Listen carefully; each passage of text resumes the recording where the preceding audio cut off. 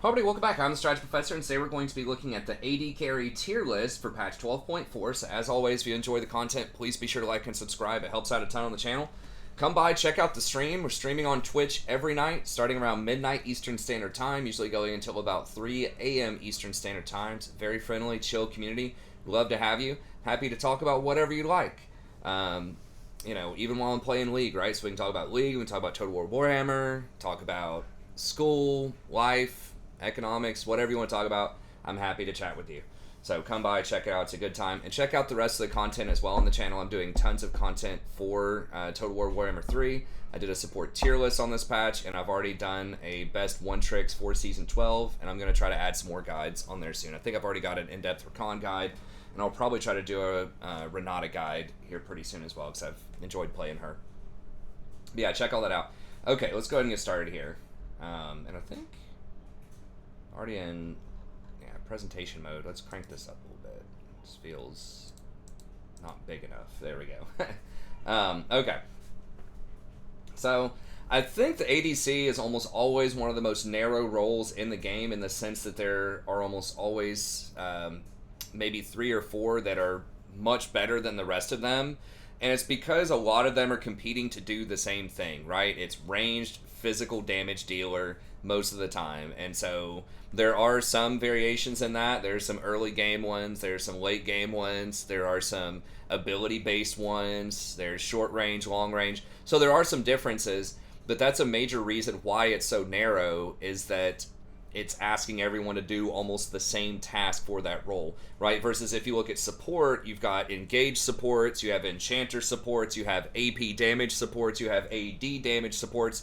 You just have way more variety in the types of specialties that the champion can do, right? And the same is true of mid, jungle, and top. It's really just ADC for the vast majority of its history, where it, you know, is strictly physical damage dealing range champion. That's what it has to be.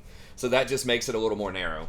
So right now, I think you've probably got about 4 to 6 champions that are at the very top, and then I think it's a decided step down from there to a few that are okay, and then it's like off a cliff to the rest of them. So you can win on anything, but I think you are, you know, fighting more of an uphill battle with ADC if you don't pick one of the top ones than some of the other roles, but you can make it happen. Okay, so who are some of these strong ones? Alright, and this shouldn't come as a surprise to a lot of people. Jinx is still extremely strong, both in solo queue and in pro play. I'm looking at this tier list primarily from like the silver to platinum range.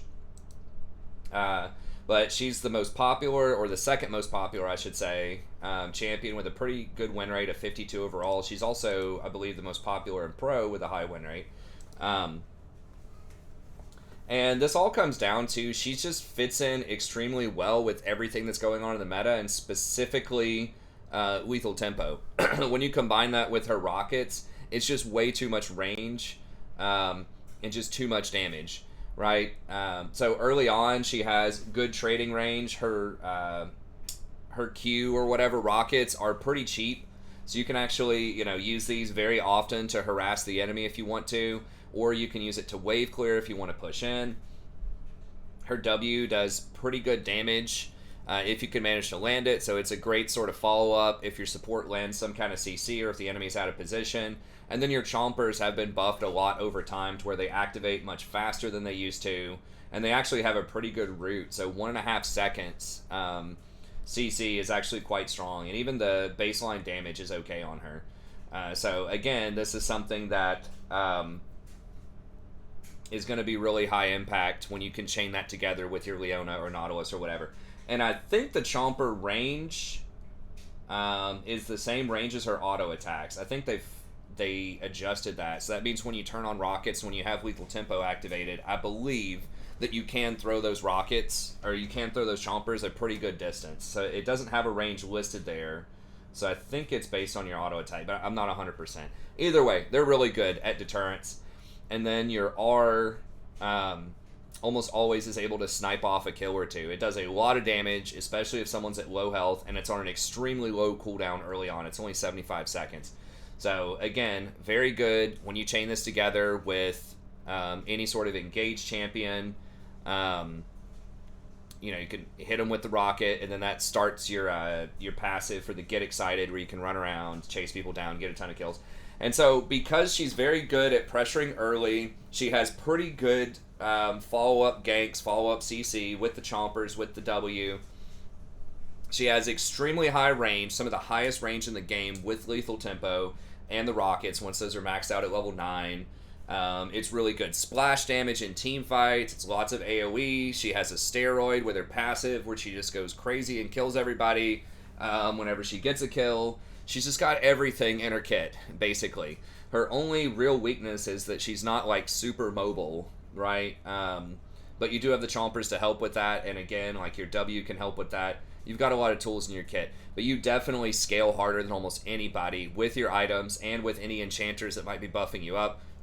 You know, like a Lulu, Janna, any of those types of champions are really going to just put her power level through the roof. So, the current build on her is Kraken. I think if you do need the mobility, I would suspect Gale Force is probably not horrible. Yeah, it's about the same win rate. The Gale Force does help a lot with mobility. You don't have like that super, one-shot boom like Jhin with his Gale Force plus 4th shot plus grenade. You don't have like that level of burst, but it's still nice to be able to just reposition in a fight and do that extra little bit of damage, which can be super helpful. Most people have moved away from shield bow. You really don't want to do that unless you have to after the nerfs to it. It's pretty much just Kraken if you're going to be pounding through tanks like Mundo and stuff like that with your Gatling gun. But if you're going long range, then I think that Gale Force is probably going to be better. Now, the Rapid Fire versus Runins versus Phantom Dancer, this is always, an interesting question. And really, you only want to pick one of these because you need to get Infinity Edge 3rd and then probably Lord Dominic's 4th. So you have one shot at this. Basically, Rapid Fire is going to give you a much longer attack.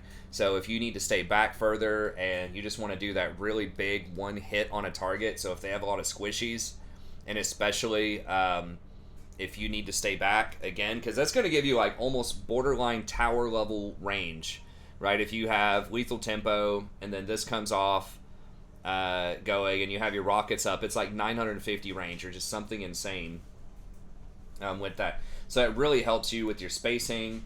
Hurricane is going to be very strong in team fights, so if you think your team is going to be having 5v5 team fights, it's crazy because all the bolts turn into rockets when you use your rocket gun, and all of them splash, so it's like 9 hits. Each rocket, if it's near like 3 people, is going to hit them all 9 times, so it's just insane AoE damage in fights. You already do pretty well with the rockets themselves, but the Hurricane just kind of takes it to another level. You do have a little bit less range, but I believe they buffed Hurricane to where it matches the range of your champion now. So when you get the lethal tempo, I think it used to only go to like 600 or 650 or something. I don't remember the exact number. But they changed it on Twitch and Jinx to where it matches the range when they do their really strong range power-ups. So that's really good in team fights. And then if you need more mobility, so if you think you might be kiting backwards and having to run away from people a lot, then Phantom Dancer is going to give you that extra mobility. Which is pretty good, and especially if you're going to be getting into those like really longer fights, then Phantom Dancer is going to give you some really good single target shred there. And then, like I said, it's going to be Infinity Edge and Lord Doms almost all the time after that. Unless you need to survive, then you can go Guardian Angel after Infinity Edge. But yeah, this super strong champion overall. Like I said, she's got the early game, she's got the late game, she has the extreme range, she has the good gank follow-up with the chompers. She's just kind of everything that you want right now. Probably the most dangerous champion out there. Okay, then we have Jhin. Jin's still really strong in the meta, and his main power over other champions, that he does a ton of upfront burst damage, and he has pretty good range and pretty decent mobility for a champion that doesn't have a lot of dashes. So that grenade is also very good at wave clear in the early game and does just some incidental harassment of the enemy, and those grenades bounce off the wave and go over to them. So that's pretty good. And then you have some of the best gank assists as well with your W, so you can kind of follow up even if you're really far away, just hitting them with that W when the jungler comes in and CCs them is really powerful. Your E can help you sort of control bushes a little bit and control ganks. If you put it, in the river, it can buy you a little bit of time, which is handy. Then, of course, your R, if you hit that, again, lets you participate in fights even if you're pretty far away. Either you're, like, showing up late to a fight or it's too dangerous for you to get close. You can use that R to potentially finish people off. And then Gale Force, as I said earlier, the Gale Force plus 4th shot will really catch a lot of people off guard with just how much damage that does. You throw a grenade on top of that, it's almost going to 100-0 somebody off of like 2 items with Jhin. So that's a really powerful interaction, especially if someone's just trying to farm under tower, and they're at like half health and they think they're safe. You just Gale Force in, right click them, grenade them, and they're done. If they do walk away with like 1 HP, you can use your ult to run them down. So super powerful. Not that great against turbo tanks historically. So, but there aren't a lot of those in the meta. So like your Sejuanis, your Malphites, your Zacs, the stuff that might get like 300 armor. He can't have a problem with that, but he can just run around the fight so well when he starts critting everybody with Boots of Swiftness, so he gets the extra movement speed. Then he can usually just kill the squishies, and then eventually your team's just going to kill the they're just going to kill the tank.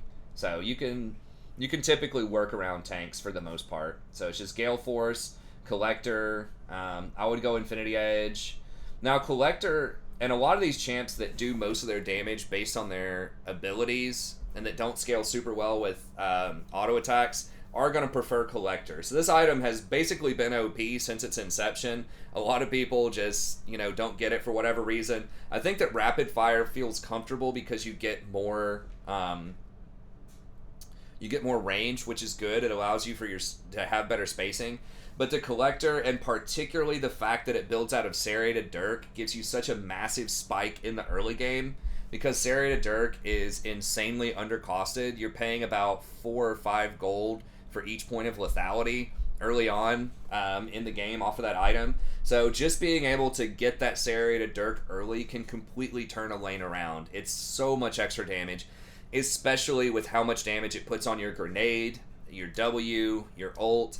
All of those things are going to scale really well off of the lethality versus if you have Rapid Fire Cannon, most of those can't crit, right? So like your normal ult shots can't crit except for the 4th one. Your grenade can't crit, your W can't crit, but they are affected by lethality. So I think Collector's a really good choice on him.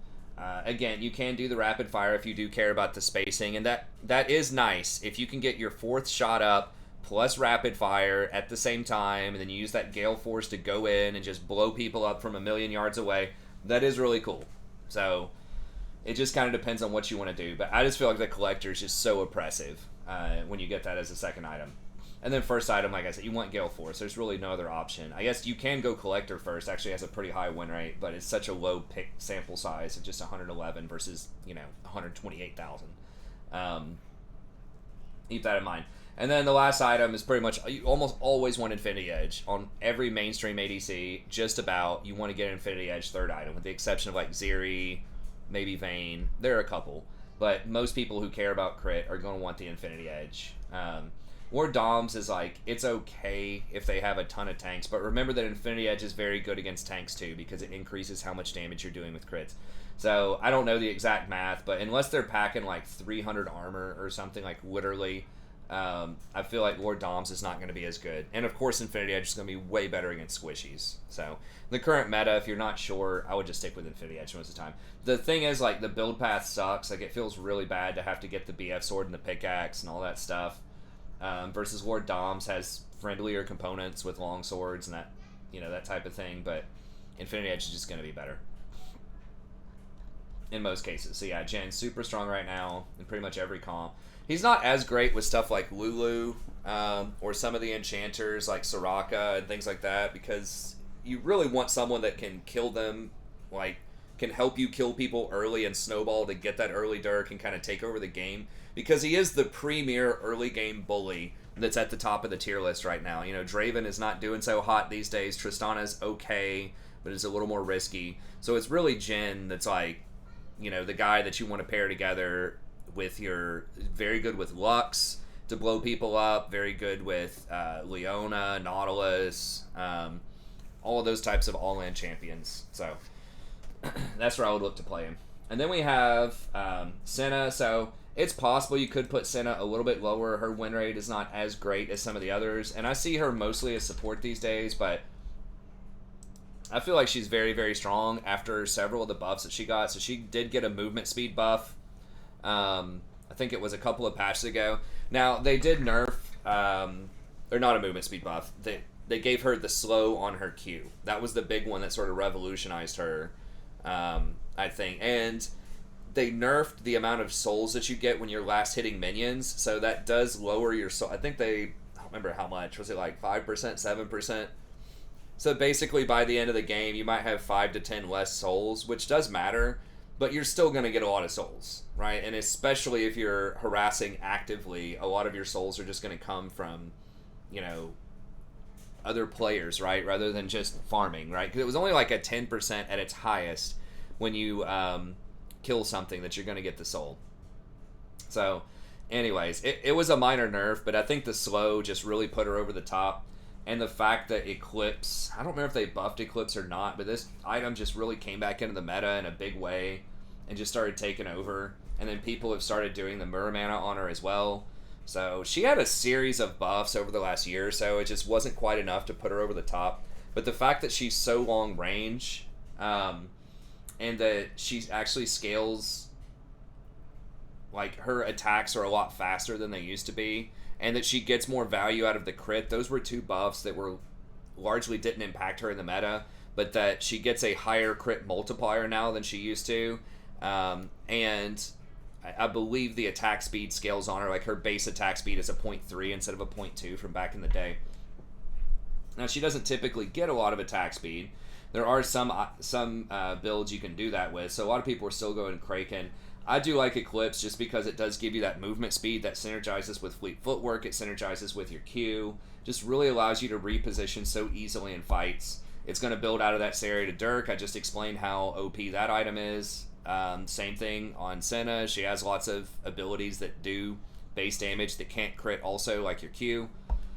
So yeah, really nice build path if you want to go for that. Some supports go for Divine Sunder as well. I don't know if I would do that on ADC Senna, but either way it's good. I really don't like Kraken that much though. Yes, your attack speed is faster. Yes, your Q I believe does help stack this, but I just think that Eclipse is just going to be a lot better. And then Mirror Mana is another place I would want to go. She doesn't necessarily need the mana so much, but just having all of your abilities able to trigger that extra burst damage is very handy, including your ultimate. So that's good. Now she is someone, you can go Rapid Fire, you can go Rage Blade. I believe Rage Blade will double proc the Mirror Mana, so that can be handy. It is a little goofy. I'm not 100% about that build, and I don't know how that interacts. Critical strike chances converted to on-hit damage. I don't know exactly how that interacts with your passive where you get extra critical strike. I know that like back in the day when Senna released, this was really good, but they like changed some of that interaction, I believe. So I'm not 100% about that, but they did lower the cost on this item a while ago. I think it was like 3,000 or 2,800. Now they made it 2,600. So is affected by critical strike modifiers. Cannot benefit from more than 100% critical strike chance. That might have been what they changed about it. So I don't know. It's pretty good. I know that it does interact with her passive in a favorable way. So any of the, those two can be pretty good options. I would say Collector's okay as a third item as well. Infinity Edge does have a high win rate, but it has a pretty low play rate. So I don't know. There's a lot of different items that you could get on her, but I do tend to like the Lethality Mirror Mana type of build, and I guess that would lend itself probably to Ginsu's third item. But she just does a ton of damage late game. She has a lot of range, and kind of like Jhin, she's able to just maneuver around the fight and reposition pretty comfortably with a lot of extra effective movement speed. So really strong champ, really good at controlling the pacing of the fights. Good utility. She can heal herself and her allies with her Q. She has her ultimate, which damages enemies and shields allies. So she's got a lot of utility and a lot of late game scaling and power. Then we have Zeri. Now, Zeri did get a ton of changes on this patch, and her win rate did go down some. I think she was at like 53%. In Pro, she was just like absurdly, well, not absurdly, but like really, really strong, 64%. I mean, the second highest was Jinx at 53. As far as champs that are played, you know, more than 100 times. But yeah, everyone figured her out real fast. You know, she had a 37% win rate after the first couple of days, and then by the end of the first patch that she was out, she had a 52% win rate. There are a lot of really weird interactions that aren't immediately obvious, and I don't know all of them perfectly on her, but she's just a really quirky champion that has, like I said, those strange interactions that are very difficult to balance around. So her Q, for example, each shot on the Q counts as an individual physical hit, kind of like Ashe's Flurry.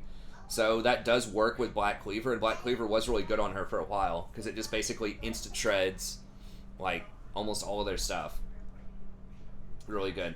I mean, Trinity Force was pretty obvious that was going to be good on her. Any champion that spams abilities like that, like Ezreal and, you know, that type of stuff, Trinity is going to be effective. And especially the fact that you get that extra movement speed is really nice, and it does increase your base attack damage. And I believe some of her stuff, like her Q, scales really well off of base attack damage. Now, some of the changes they did to her on this patch, we might as well just go ahead and pull them up here really quickly. Basically, they're trying to push her to go for a crit build, but people still aren't doing it. It's still not the optimal build. But basically, your basic attack, whenever you do that, does less damage to champions that have more health. I believe the slow... Yeah, they nerfed the slow. It does more damage to people that are below 35% health, and I don't know the full story on that, the 200% damage. I'm not sure if that's just the magic damage. I think it's about the same. So if someone's low, it's a similar amount of damage, but if they're not low, then it's less damage. A little bit less, right? I mean, realistically, it's not like that much, right? They're taking it from 15 damage down to 10, and from 40 at max level down to 25. Just because you're only triggering this on somebody, you know, once every 5 or 10 seconds or something like that. The slow getting lowered, now that does matter. It's not 1.5 seconds, it's just 1 second now, so it does take, or it's not going to be nearly as effective as it used to be, and now it's, you know, at the max level, it's going to be 50% instead of 40%. Burst Fire does 110% of your AD. They're just straight up dropping the damage a little bit from 30 down to 25. Extra damage. But now Burst Fire's critical strikes also apply, or also multiply the base damage in addition to the AD ratio. So crit does increase this like 30 number, I believe. So if you're getting crit, it's probably going to be about the same damage. And if you do have excess attack speed because your passive is stacked up a million times with lethal tempo and all that stuff, then you do get extra conversion. So that's good. Ultra Shock Laser, the slow is less at 1 point, which you almost always just get 1 point in this early, and it has a longer cooldown. Okay, that really doesn't matter that much most of the time. It's going to make it harder to kite people or run them down if you hit them with this over a wall. Then Spark usage, or Spark Surge, I believe you max this second. Now, the fact that it goes from 1.5 seconds down to 1 second, that does matter. It just basically means it's not going to be up as often, so you can't just dash around the place all the time. So it might be easier to catch her, but she's also moving super fast off of her passive, Trinity Force, and anything else she has that modifies her movement speed. So it's still going to be really hard to catch her. But this makes that a little bit more likely. And then the bonus attack speed is 30% at all levels, so late game, it's not going to be as strong. Okay. Crits will no longer trigger Navori Quick Blades. Okay, I don't think anyone got that item to begin with. Tear of the Goddess now correctly treats Q as a basic attack and will no longer grant stacks when it's cast. Okay, yeah, nobody gets those items, so it doesn't really matter, I don't think. But most of her build is still intact. Like, she still has all of the stuff that made her good. She basically has infinite Qs. Like, you don't need mana off of her mana like Ezreal. Like, yes, it does have some interactions, but it's still going to be really strong. And then, so you can farm pretty well, you can dodge pretty well, you can get over walls. But it's really, you know, the thing that makes her super strong, they didn't nerf this about her, I'm pretty sure, is that your ultimate has like this infinite stacking extra movement speed that stays on, I believe, for all of combat. Right, so hitting a main champion with an attack or ability adds a stack of overcharge and refreshes its duration by 2 seconds. Okay, so it's not all of combat, but every time you hit somebody, it gives you 2 more seconds. And how long does it last normally? Electricity, 3 stacks of overcharge for each champion hit for 6 seconds. Each stack grants 2% hitting enemy champion, increases that while overcharged. She gains extra attack speed. Burst fire becomes a triple shot that deals extra damage and has a chain lightning effect that bounces to different people. So yeah, it's just too much scaling off of the passive. Like, you can just stack it too much and it just does too much damage and she just runs around. There needs to be some cap on it. Like, there needs to be some max. And if they need to give her power somewhere else, that's fine. But I still just feel like that's just way too strong. And like that chain lightning thing that has these weird ass interactions that I'm not sure of. Like, I think each one of those splashing might trigger something like Titanic Hydra, or like each one of them triggers hurricane bolts. So like the bolts just go flying everywhere. Like, I'd heard that lightning does trigger on-hit effects. So I don't know. It's some weird interactions, and that's why Hurricane, people discover that Hurricane is so strong on her. Again, I don't know the technical details of why this works. If you do know, tell me in the comments. But I believe that lightning either triggers the hurricane bolts, or your hurricane bolts also trigger the lightning when you hit people, and then it bounces around. Maybe that's what it is that the hurricane triggers on hit, kind of like Jinx's rockets, and then every enemy takes that triple hit, and they all take the lightning that bounces everywhere. But either way, she's really hard to catch in team fights. She has very long effective range, kind of like Ezreal with her Q, but she puts out just an insane amount of AoE teamfight damage when she gets Hurricane. And that's pretty much it. So when she has those 2 items, she's incredibly powerful. And then a lot of people have even started going towards this Titanic Hydra. And again, this is a weird interaction, but I think those Hurricane bolts and the bolts off of Lightning, I believe, are going to trigger this cleave, and it's going to be splashing around, damage. And it also makes you more difficult to kill. But this is just one of the strongest on-hit abilities that just happens to get triggered by all of that splashing around. I think you could, in theory, do something like Blade of the Ruined King to also get splash. See, this says basic attacks. Attacks apply an additional such and such on hit, creating this. On hit is also applied to structures. But yeah, it's just something about those 3 items just does an insane amount of damage that she gets. And you can get Cleaver late game to help you get through tanks if you need to. Because again, each one of those little hits off of your Q is going to cleaver people. And the lightning is magic damage, so I don't think that cleavers. But like the hurricane bolts would trigger cleaver. So anyway, she just has like borderline exploitive use of some of these items. They're just way too strong. They just scale super hard with her. And she's just an incredibly powerful champion, especially in team fights late game. So you do have to practice her a little bit to kind of learn those interactions and play around them, but for the most part, she's still going to be incredibly strong. I could see an argument of her being, stronger than certainly Senna, and in the ballpark maybe of Jhin, but she does require a little bit more skill to play correctly. You do have to actually hit a lot of your Qs. Okay.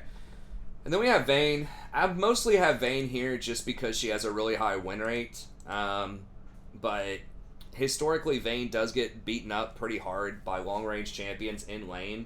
But if you can get out of the lane and just not be, more than 30 CS down and just don't give up kills, then you do scale really well. They did nerf Immortal Shield Bow, so that's kind of feels bad. I'm surprised it has a higher win rate than Kraken, but I guess it does. It gives you that extra survivability. And especially the sustain for the laning phase probably helps out a ton. But a lot of people are going shield bow, then just Ginsu's, and then typically something like a Wit's End after that.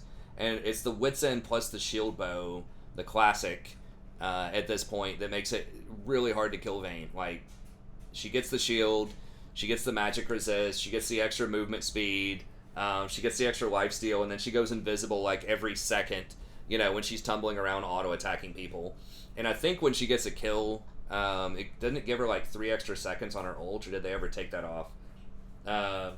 Extend about 4 seconds whenever a champion damaged by Vayne dies within 3 seconds. So it's not... Yeah, it basically has to be an assist, because there's no other way she gets an assist, I don't believe, without damage. So pretty much if you get an assist, this is going to be up almost all the time. And what's its baseline? 8 seconds early on. So 10 seconds in the mid game. I think I can't remember if they nerfed or buffed her damage. They might have given her 5 more damage at some point on her ultimate. But either way, very strong, excellent skirmisher champ, especially if they have tanks and they have a bunch of melee champions, things that can't outrage her, things that can't blow her up. She is going to be, borderline unstoppable once she gets the 3 items. But... you have to get there first. You have to make it through the laning phase and stabilize the game, because you probably are going to be behind in a lot of situations with Vayne. Okay, Caitlyn's another one that deceptively difficult for a lot of people to play, and I don't really understand why she's so hard for people to play, even at a reasonable level. But for some reason, I don't know, maybe it just attracts a bunch of people that just aren't that great on Caitlyn. I don't know. Because on the surface, she seems fairly simple, right? Like, you have really long auto-attack range, you just auto-attack, but then you just put down traps, and when someone steps on a trap, at a bare minimum, you throw a Q at them, and you headshot them, and it does a lot of damage. If you're a fancy Caitlyn, if you're actually good on the champion, then you can do a net combo, right? Where you auto-attack, net backwards, buffer your Q while you're netting backwards. So it hits them with a Q, hits them with a net, and then they take a second headshot. So basically, whenever they step on a trap, if you're an actual good Caitlyn, then you're going to get a double headshot and a Q in there. But, I don't expect all Caitlyns to do that. That is a little bit more advanced. But there's so many Caitlyns that just don't even put traps down. I swear. Like, if you ever watch the stream, sometimes they just will not even put traps down, which is infuriating, because that is... the best thing about Caitlyn is her zone of control, right? The fact that she has these permanent traps that are extremely annoying for the enemy to deal with, right? If you push them into their tower and you put them around, especially if you're on red side, and you put those traps in that kind of blind spot, y'all know what I'm talking about, on the vertical axis where that tower is at the tier 1, they can't see it, which is pretty troll, but because of the perspective of the map, it's incredibly annoying, right? If you just put one trap in that little, place where they can move between the tower and the wall, cut that off, and then just put a couple of traps near, just above the tower itself, it's incredibly difficult to maneuver around that and last hit, while you're trying to last hit, and then you have to be, dodging the Qs and dodging whatever the support's throwing at you. Caitlyn's going to be, auto-attacking you every now and then while you're doing that. So she can be extremely oppressive in the laning phase if you can do all that stuff properly. But most people don't even put traps down. Sometimes when you CC somebody, like, they won't even put a trap on the CC target. So, like, I'll go in as Recon, R, W, hit the target, and then the Caitlyn will, like, either not put the trap down or miss the trap on a CC target, which is just mind-boggling. So, I don't know. I mean, it's hard to factor that in as far as, like, doing a tier list. Like, how bad, do you want to, like, make the average person on the champion? And some of that, it's always going to be subjective with tier lists, right? It's like, yes, a lot of people are bad on Recon too, but I still have Recon high on the tier list, so why am I putting Caitlyn a little bit lower because people are bad? I don't know. Obviously, it's going to be a little bit of personal bias just because I see how much people mess it up. But for some reason, people just don't do it. Like, they just play Caitlyn just like she's Jinx, basically, where you just auto-attack a little bit in the laning phase, and you're just hoping to scale. The problem is she doesn't scale as well as Jinx or some of these other champs. She's okay. Like, she's pretty good late game once you get to, like, 3 or 4 items, but attack speed is not that good on her because her base attack speed is slow. It's not like Senna slow, but I think it's like a 0.54 or something, where most ADCs are like 0.65, which basically means whenever you get an attack speed item, you're only getting 54% of that speed. So if something has 100 attack speed, you're only getting 54 out of it. Versus someone like Vayne, I think, has 65, so she's getting 65% out of it. It's kind of like an AP ratio, but it's your attack speed ratio. So anyways, you do not want to play her for scaling. Like, you need to take over. Like, that's what she does really well, is she has the huge range at the start of the game, the 650, right? Don't give that Jinx time to get 900-something range, right? With her rockets plus rapid fire, lethal tempo. You need to let, or Senna, right, to get more range off of her souls. You need to take advantage of that early. The fact that you do have the longest range in the game, or certainly one of them. And really just take over in the early game. So if you do that, if you put traps down, you know, around the towers, if you, you know, follow up on CC with traps, if you use traps around you to create zones of control, so to stop, you know, these different champions from coming at you, like the Leona, like the Nautilus, or whatever. That's another thing Caitlyn's don't do, is you can drop a trap and then walk behind it, and it makes it really difficult for engaged champions to get in there. I know this firsthand as Rakan. It's really annoying trying to get to a good Caitlyn, because you have to get around the traps, and she's got the net. So yeah, forget all of the crazy, like, animation cancel, auto attack resets, all that stuff, you know, that Challenger Caitlyn's do. Just put traps down and try to be aggressive in the early game. Put them in the tower and harass, and she can be a very strong champion. S-class for sure. And that's why, you know, a lot of people are playing her in Pro. She's got that 51% win rate, and I think she's the most banned ADC by a country mile, right? Like, she's banned 864 times on the last patch, right? It looks like the next most banned ADC was Zeri at 465. So she's banned almost double as much as Zeri's banned, and Zeri has a 13% higher win rate. Like, that's how scared people are of Caitlyn. Now, again, those are really good Caitlyn players, but you can do it in solo queue. It's possible. It's not that complicated to play her at like an 80 or 90% of her max potential level, which is all you would need, you know, to climb in like gold or platinum. But anyways, I do think that Gale Force is the way to go on her, because again, she doesn't have great attack speed modifiers, and that Gale Force can let you get a little bit closer, so you get into, you know, range with your Q. I think you can use the Gale Force to cancel some animations. I know they changed how a lot of that works a few patches ago, so some people were, you know, up in arms about it. But I believe you can still use the Gale Force to cancel some of the animations if you want to watch videos about it. I forgot the dude's name. There's one guy that's really well known for playing Caitlyn in, like, Masters. But anyways, Gale Force is good for advanced play, but also just so you get closer to land your headshot. It's a pretty good ability, and there's really nothing else you would want to get on her. And then the Collector. This is kind of like what we saw earlier with some of the other champs, is Collector is good if you don't have a lot of attack speed, right? So if you're just wanting to kill people with abilities, and Caitlyn does a lot of damage with her abilities. Like, her Q does a lot. You know, her headshots do a lot of damage. I believe the headshot bonus damage, I can't remember if it can crit or not, but this has crit on it anyways. It's not modified by attack speed. That's the main thing. Headshot's not modified by attack speed. Your Q's not modified by attack speed. Your ultimate's not modified by attack speed.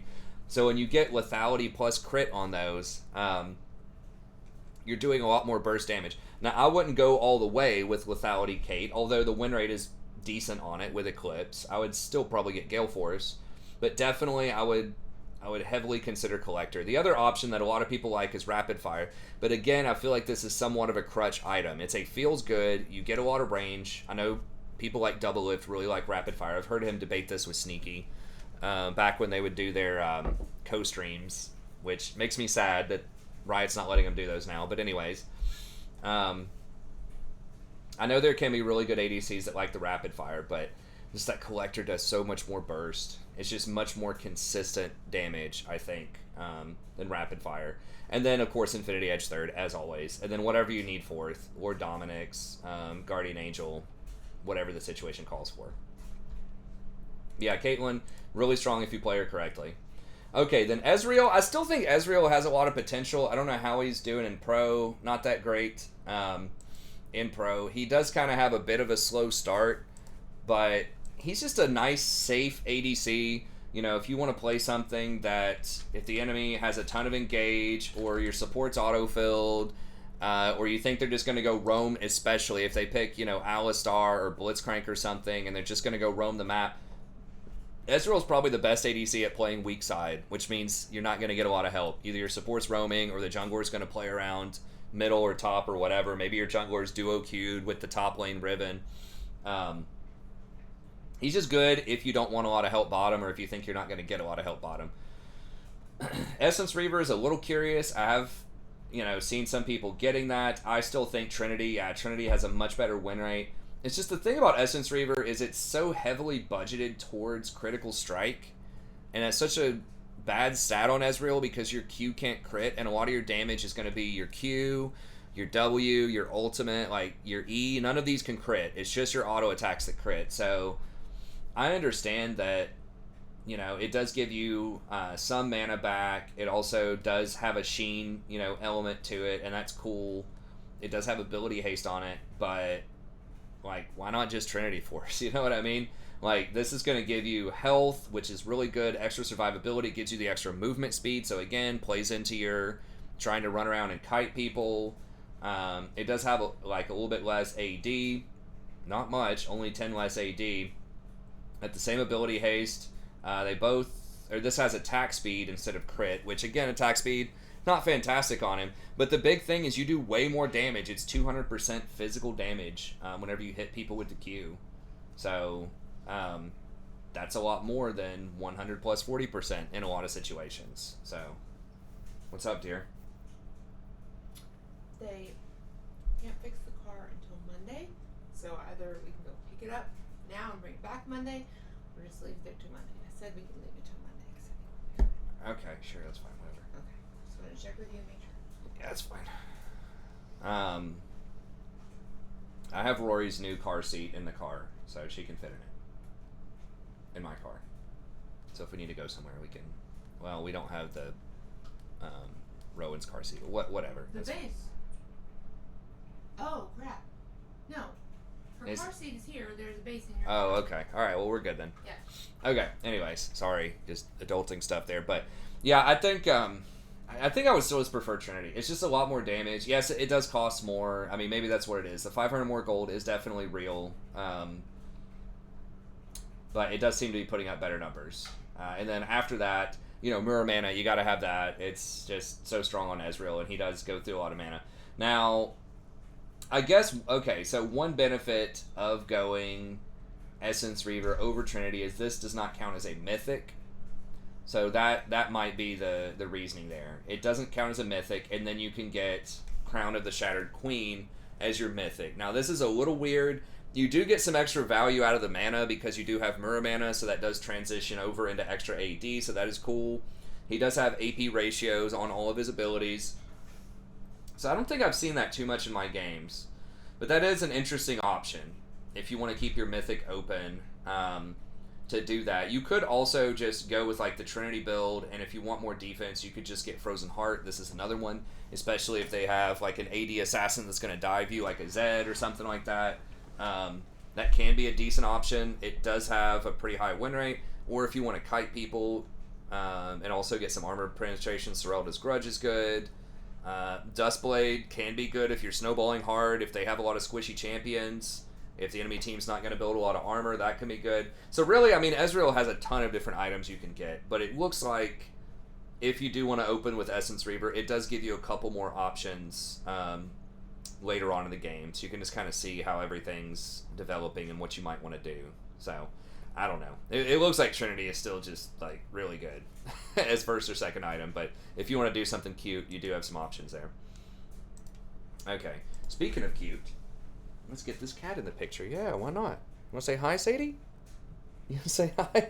She says, unhand me. Unhand me, you chimp. Okay. So, next up, Twitch.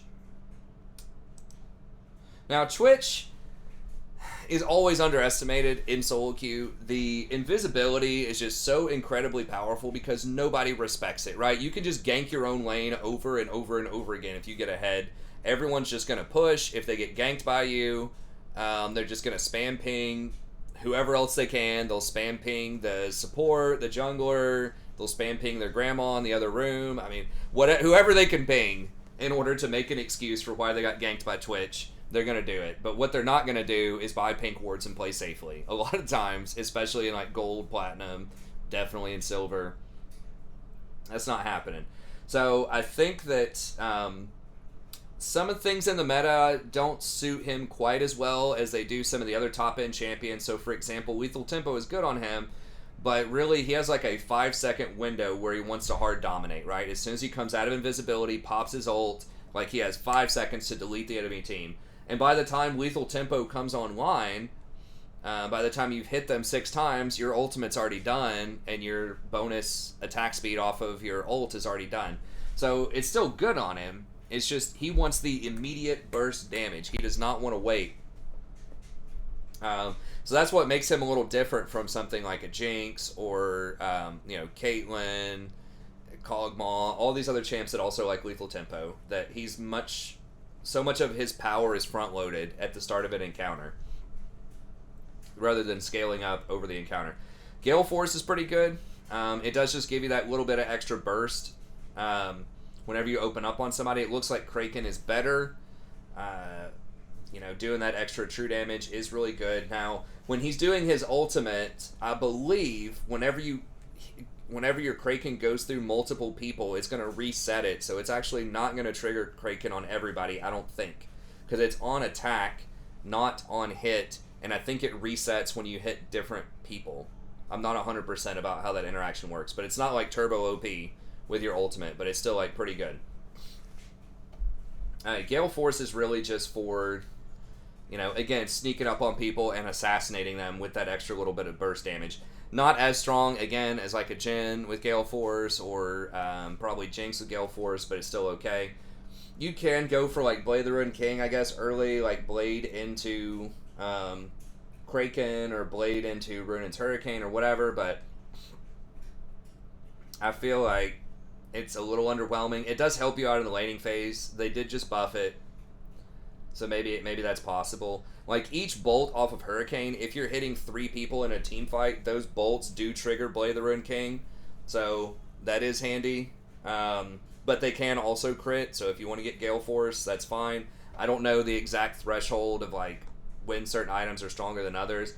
My instinct is that Gale Force is going to do more burst damage if you're getting into solo assassination situations, and that Blade the Ruined King is going to do more damage in like 3 to 5 person team fights, right? When you're actually hitting people with every bolt, you're getting three hits, and that's 3 Blade the Ruined triggers. I think that's better. As far as Kraken goes, Kraken's probably the best at single target, like taking down big tanks.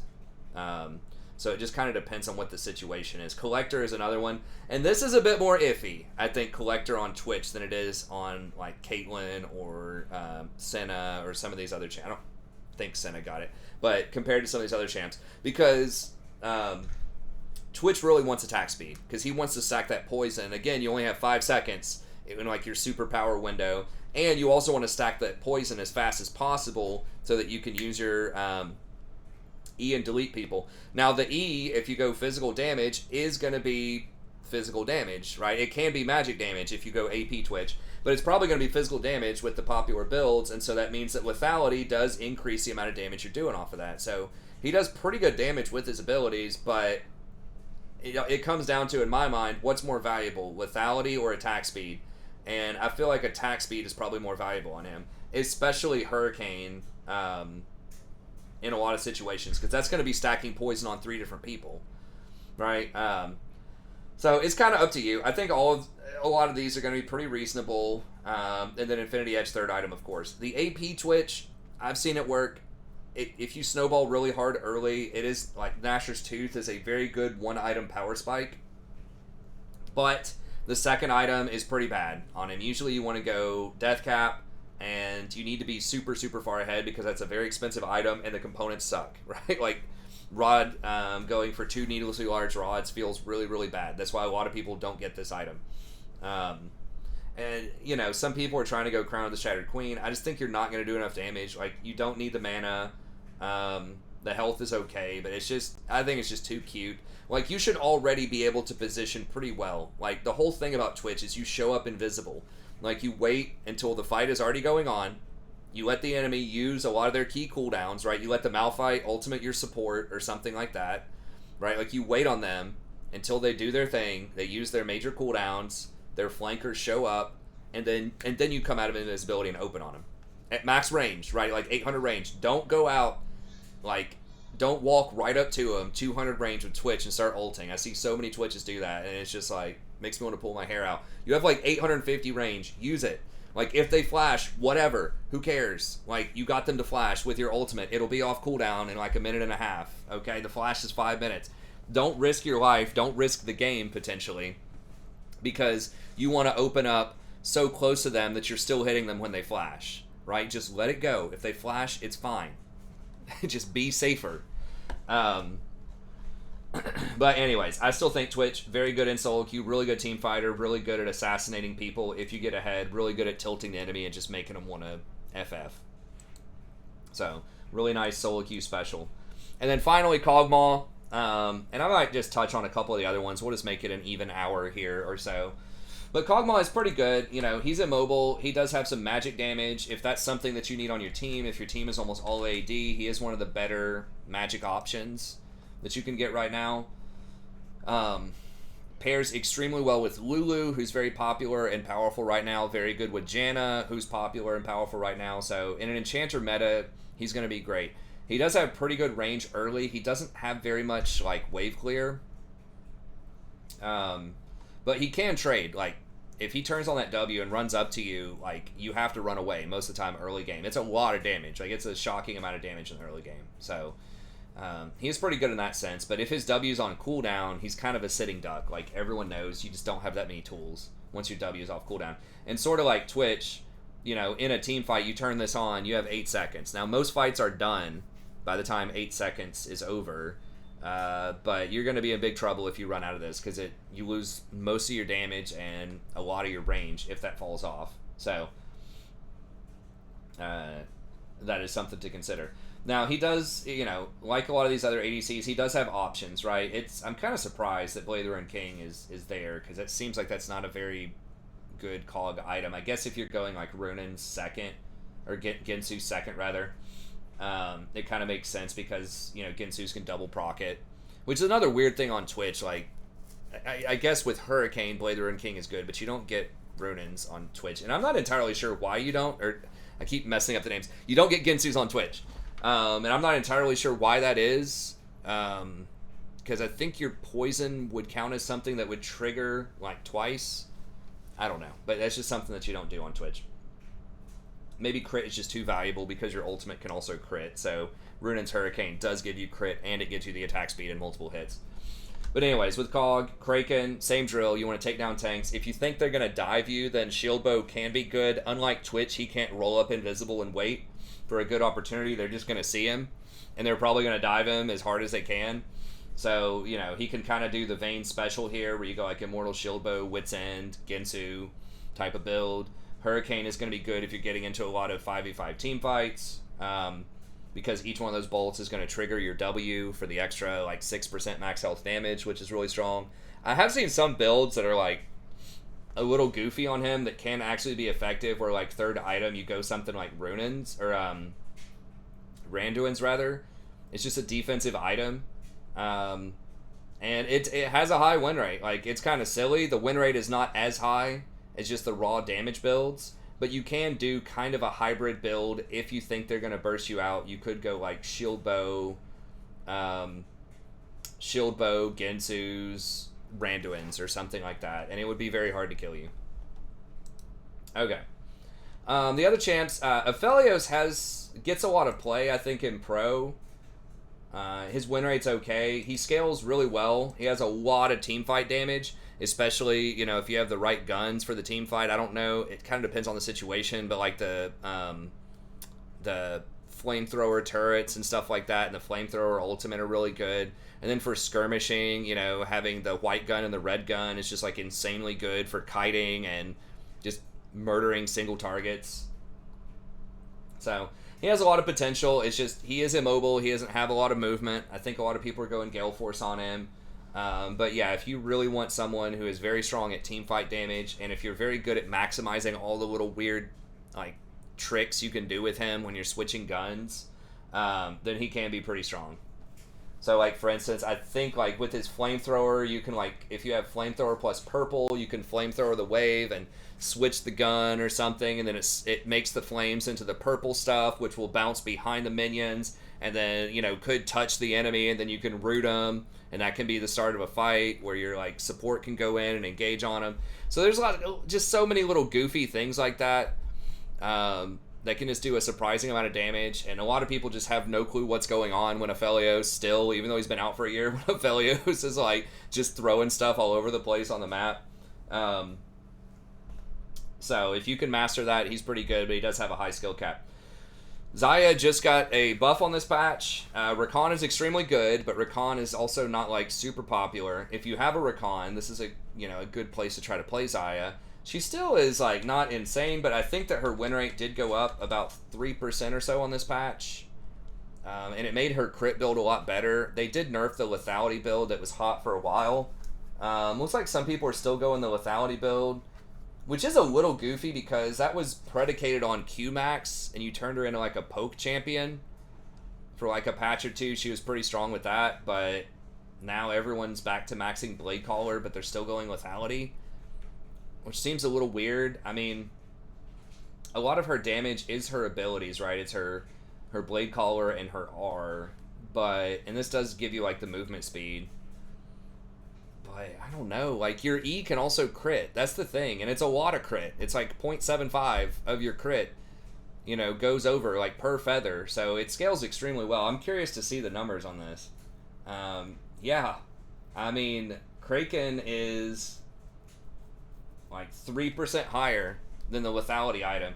Now, Gale Force is also lower, but I just feel like the crit is just way better across the board. Like, yeah, Collector and Essence Reaver are both better than Muramana, and she doesn't need the mana.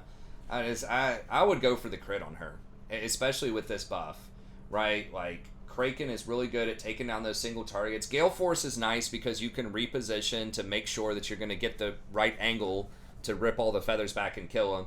So if you, really take advantage of that, if that ensures you're going to hit a lot more feathers, then yeah, Gale Force is great. It does allow you to reposition. But it's less raw damage on tanks, which is something she can really struggle with because she doesn't have any like true damage or max health damage or any of that.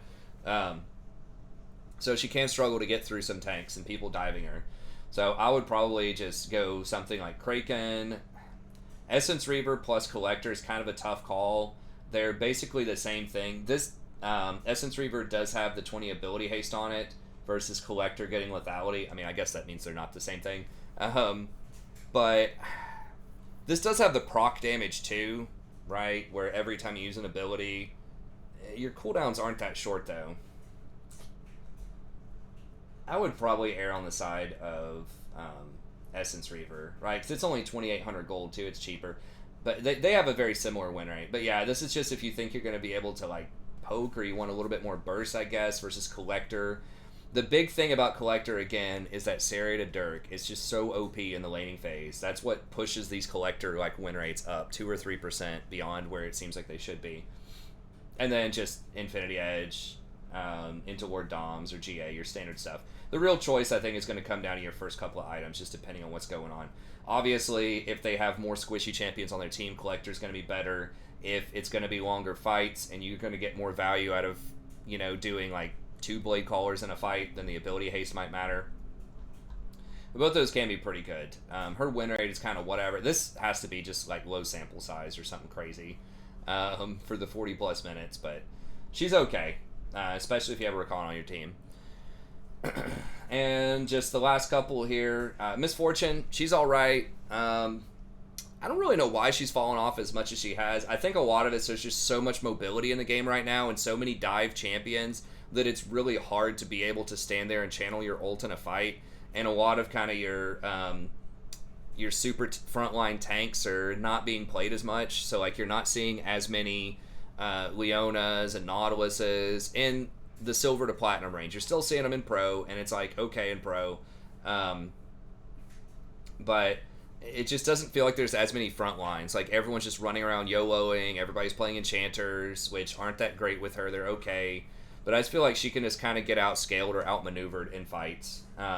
And then the rest of the champs are like, okay, you can win with them, but most of them are either low range or they just don't have a great combination of runes or items. Tristana is extremely good. I thought about putting her up in B or maybe even up into A. If you snowball with her, if you get a couple of kills in lane, I think she could go up to A, but otherwise she's kind of short range. It's difficult to manage waves, but she can be pretty strong in the right circumstance. But that's it. Thank you very much. Have a good day. Be sure to like and subscribe. Come check me out on Twitch, and I'll see you next time.